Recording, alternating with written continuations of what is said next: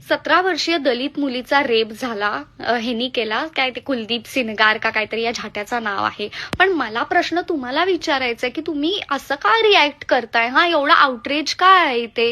ह्याच्या आधी आसाराम बापूंना पण बेल मिळाली, राम रहीमला पण बेल मिळाली. आता काय युअर ऍक्टिंग सो सरप्राईज?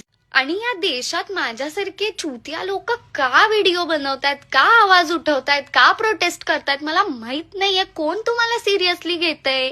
तुम्हाला जर सिरियसली घेतलं पाहिजे असं तुम्हाला वाटतंय तर you have to be a rich businessman or a politician. बास, ह्याच्या पुढे कुणाची झाट इज्जत नाहीये या देशात. कळत नाहीये का तुम्हाला?